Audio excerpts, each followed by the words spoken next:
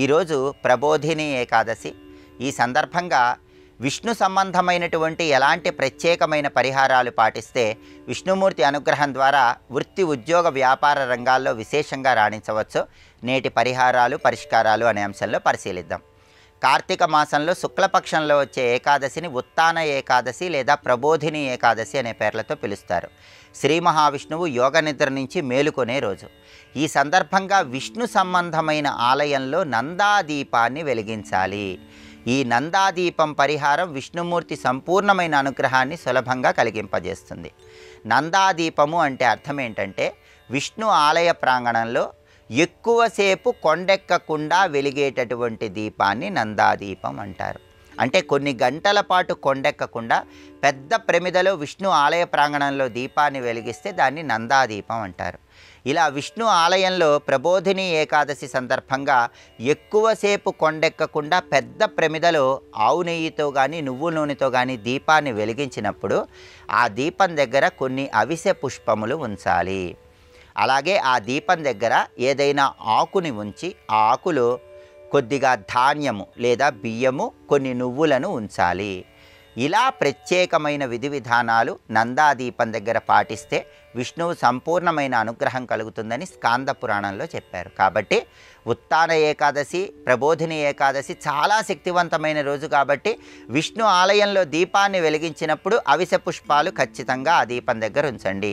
మీకు అవిసె పుష్పాలు అందుబాటులో లేకపోతే దానికి ప్రత్యామ్నాయంగా ఏదైనా చెట్టు ఆకులో కొన్ని నువ్వులు, కొద్దిగా ధాన్యము లేదా బియ్యము నైవేద్యంగా ఆ దీపం దగ్గర ఉంచండి. అలా చేస్తే ఈ నందాదీపం వల్ల విష్ణు కృపకు సులభంగా పాత్రలు కావచ్చు. అలాగే ఈరోజు ప్రబోధిని ఏకాదశి సందర్భంగా విష్ణు ఆలయానికి నడిచి వెళ్ళండి. నడిచి విష్ణు ఆలయానికి వెళితే అనేక అశ్వమేధ యాగాలు చేసిన ఫలితం కలుగుతుంది. అలాగే విష్ణుమూర్తి ఆలయంలో తప్పకుండా దండ ప్రమాణం చెయ్యండి. దండ ప్రమాణం అంటే సాష్టాంగ నమస్కారం. విష్ణు ఆలయంలో సాష్టాంగ నమస్కారం ఈరోజు చేస్తే విష్ణుమూర్తి సంపూర్ణమైన అనుగ్రహం కలుగుతుంది. అలాగే విష్ణుమూర్తిని ఈరోజు పూజించేటప్పుడు ఇంటి ఆవరణలో పెరిగిన మొక్కల పుష్పాలు అంటే శాల పుష్పాలతో పూజించటం, అలాగే పద్మ పుష్పాలతో పూజించటం, గన్నేరు పూలతో పూజించటం, మల్లెపూలతో పూజించటం ద్వారా విష్ణు కృపకు సులభంగా పాత్రలు కావచ్చు. అలాగే విష్ణు సంబంధమైన ఆలయంలో ఈరోజు ఒక ప్రత్యేకమైన దానం ఇస్తే ఉత్తమ ఫలితాలు కలుగుతాయి.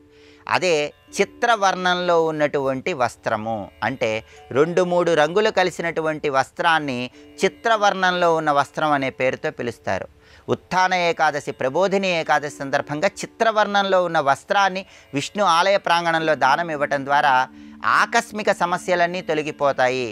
నవగ్రహాల సంపూర్ణమైన అనుగ్రహం కలుగుతుంది. అలాగే విష్ణు ఆలయ ప్రాంగణంలో ధ్వజస్తంభం దగ్గర దీపాన్ని వెలిగించినా కూడా విష్ణుమూర్తి సంపూర్ణమైన అనుగ్రహం కలుగుతుంది. 2, 4, 6, 8 ఇలా సరి సంఖ్యలో విష్ణు ఆలయంలో ప్రదక్షిణలు చేయటం ద్వారా కూడా విష్ణు కృపకు సులభంగా పాత్రలు కావచ్చు. ఉత్తాన ఏకాదశి, ప్రబోధిని ఏకాదశి సందర్భంగా నందాదీపం వెలిగించడంతో పాటుగా ఈ ప్రత్యేకమైన పరిహారాలు పాటించండి. శ్రీ మహావిష్ణువు సంపూర్ణమైన అనుగ్రహానికి ప్రతి ఒక్కరూ సులభంగా పాత్రలు కండి.